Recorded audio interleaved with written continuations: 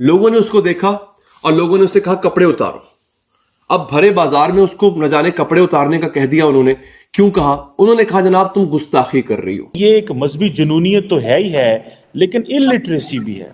ये हमारे मुआशरे में लार्ज एक इलिटरेसी है। मजहबी जुनूनी कह रहे हैं कि इस औरत ने आयत पहनी हुई है, ये हमारे इस्लाम की तौहीन कर रही है।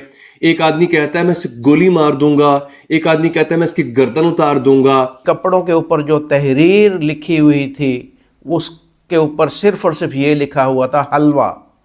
अरबी के अंदर हलवा लिखा गया था। पाकिस्तान की मिसाल उस ओपीएम सूंघने वाले जैसी हो चुकी है जो इस नशे पे लग चुका है, जिस नशे का नाम है बैरूनी इमदाद यानी कि फॉरेन एड। थोड़ा अर्सा पहले आपको याद होगा एक श्रीलंकन को हमने जला दिया था किसी मजहबी जुनूनियत की वजह से।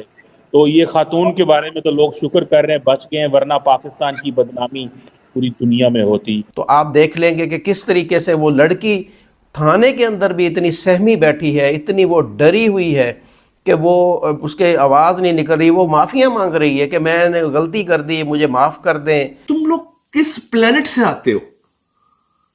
और फिर आप देखें कि हमारी रियासत कितनी कमजोर है। सब लोग सपोर्ट कर रहे हैं, मौलाना साहब बिठा दिए, बेचारी मुंह लपेट के सॉरी बोल रही है, जबकि कोई माफी मांगने की उसकी बात ही नहीं थी। माफी तो उन लोगों को मांगनी चाहिए थी जो मारने के लिए। हम कहते हैं जी हम बहुत बड़े मुसलमान हैं, हम चैंपियन हैं जी, हम तो अरबों से भी आगे। अरबी का एक लफ्ज़ नहीं हमें पढ़ना आता कि हलवा क्या है और कुरानी आयत क्या है। जय हिंद दोस्तों। तो जैसा कि पाकिस्तानी मीडिया चर्चा कर रहा है, ये एक लड़की को वास्तव में लिंच कर ही देते। वो तो भगवान जाने वो लड़की की किस्मत अच्छी थी, क्या थी, वो बच गई। वरना पाकिस्तानी तो भाई जैसे वो श्रीलंका के बंदे को लिंच किया था। और इन लोगों को ये भी पता नहीं जो हम करने जा रहे हैं उससे हमारे देश की छवि का क्या होगा।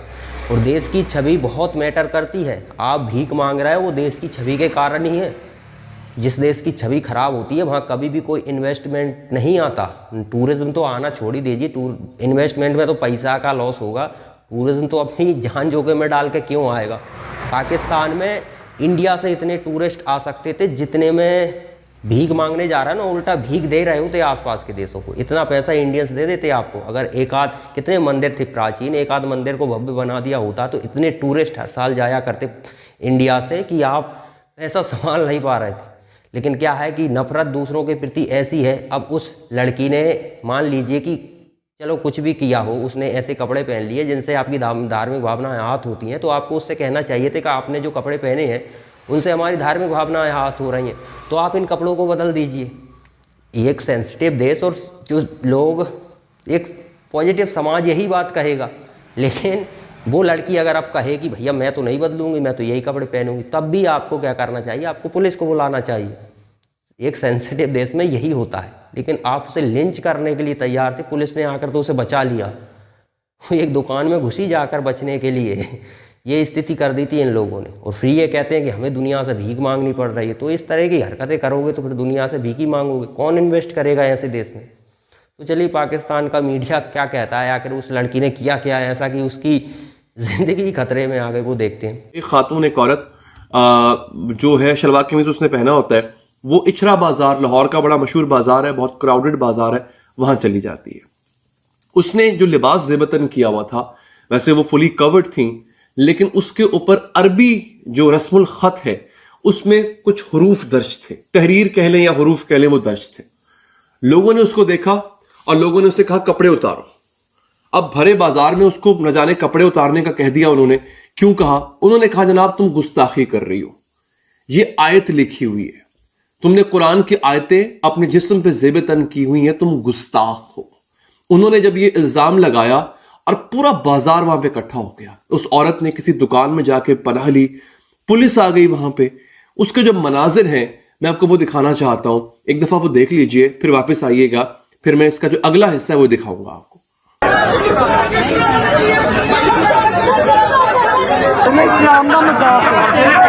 हाँ जी, देख लिया आपने। मजहबी जुनूनी कह रहे हैं कि इस औरत ने आयत पहनी हुई है, ये हमारे इस्लाम की तौहीन कर रही है। एक आदमी कहता है मैं इसे गोली मार दूंगा, एक आदमी कहता है मैं इसकी गर्दन उतार दूंगा। ये वो इस वक्त जो है वो इस्लाम पसंद, इस्लाम से प्यार करने वाले, दीन पर जान कुर्बान करने वाले तमाम लोग वहां पे इचरा बाजार के अंदर उस औरत को कह रहे थे कि तुम कमीज उतार दो अपनी, उसको नंगा करना चाह रहे थे बेसिकली। लेकिन चूंकि इस्लाम पसंद लोग हैं इसलिए इन्होंने कहा कि हम ये काम जो है वो इस्लाम की खिदमत के लिए करेंगे। ये लोग वहां पे मौजूद थे। फिर पुलिस आ गई, पुलिस ले गई इस खातून को। बीच बचा हुआ दोस्तों, ये खातून जो है वो पुलिस के कस्टडी में आई। वहां पर कुछ मजहबी रहनुमा थे, वो भी आ गए। उनकी मौजूदगी में इस खातून से माफी मंगवाई गई। वो जो माफी है वो भी सुन लें जरा आप। का लिया है, मुझे नहीं पता था उस पे कुछ इस तरह का लिखा है जिससे लोग ये समझेंगे कि ये शायद कोई अरबी लिखी है, और मेरी ऐसी कोई नियत नहीं थी, और ये जो भी हुआ इल्मी में हुआ है, लेकिन मैं फिर भी माफी मांगती हूँ। और यहाँ पे मैं आपको ये बता दूं कि उलमा को जब पुलिस ने थाने बुलाया तो उलमा ने बाकायदा तौर पे इस बात की तस्दीक की है कि ये आयत नहीं है। गो के इस बात से मुझे इख्तलाफ है कि उल्टा उसी से माफिया मंगवाई जा रही हैं, लेकिन इन उलमा हजरात ने फिर बाद में तस्दीक की कि नहीं ये आयत नहीं है। तो उस मतलब आप देखिए कि हमारी कौम को कुरान पढ़ना नहीं आता, हम ये तक नहीं पढ़ सके कि आयत है कि या नहीं है। तो दोस्तों, यदि कोई भी देश चाहता है कि उसकी इकोनॉमी बूस्ट हो तो उसे फिर इस तरह की हरकतें तो बंद करनी ही पड़ेगी। कानून व्यवस्था अगर आपके देश में ठीक नहीं है, किसी को डर ही नहीं है, वो लिंच करने के लिए तैयार, क्योंकि उनको पता है उनका कुछ होने वाला नहीं है, वो किसी को भी लिंच कर सकते हैं। भारत सरकार ने कानून बनाया, अगर किसी की लिंचिंग कर दी गई तो फांसी की सज़ा है, और ये ज़रूरी होता है, क्योंकि आप भीड़ मिलकर किसी व्यक्ति को मार देना तो उस देश की छवि ऐसी खराब होती है कि दुनिया से कोई इन्वेस्टमेंट नहीं करता, और जब तक इन्वेस्टमेंट आपके देश में नहीं आएगा आपकी इकोनॉमी बूस्ट नहीं होती। जब इकोनॉमी बूस्ट नहीं होती ना तो फिर षड्यंत्र होते हैं। जैसे चीन है, उसकी अर्थव्यवस्था कहाँ है, 10-50 बिलियन डॉलर खर्च करता है, घूम फिर के इंडिया आते हैं। इंडिया में बड़े बड़े आपने देखे होंगे जो संगठन मिलकर वो करते हैं ना, रोड जाम कर दिया उन्होंने, किसी भी बात को लेकर मुद्दा ले लिया और रोड जाम करने को बैठ जाते हैं। वो होता है पैसे से। 1000 लोग रोड पे बैठे हुए हैं, उनको पैसा तो आ रहा है, खाने को मिल रहा है, शराब मिल रही है, ये चीज़ें कहीं से, पैसा तो कहीं से आ रहा है ना, चीन के जरिए आ रहा है, घूम फिर के आता है वो पैसा। ये होता है ताकि इससे आपके देश की छवि खराब हो गई। वहाँ तो अस्थिरता है, वहाँ पर इन्वेस्ट करेंगे तो हो सकता है हमारा पैसा डूब जाए, और जब इन्वेस्ट नहीं आएगा तो आप ऊपर नहीं बढ़ोगे तो दूसरों के सामने हाथ फैलाना पड़ेगा, जैसे पाकिस्तान फैला रहा है। ऐसा ही तो नहीं है, तभी तो फैला रहा है। और इस तरह की हरकत करोगे और आप उम्मीद करो कि आपके देश में इन्वेस्टमेंट भी आए, टूरिस्ट भी आए, इन्वेस्टमेंट आ भी जाए गलती से, क्योंकि पैसा ही डूबना है, टूरिस्ट मरने के लिए थोड़ी ना आएगा। बहुत मजबूरी होगी किसी काम से तो पाकिस्तान जाते हैं आज के समय में, वरना पाकिस्तानी, उनके पास अगर व्यवस्था है तो वो देश छोड़कर जाना चाहते हैं इन्हीं हरकतों की वजह से।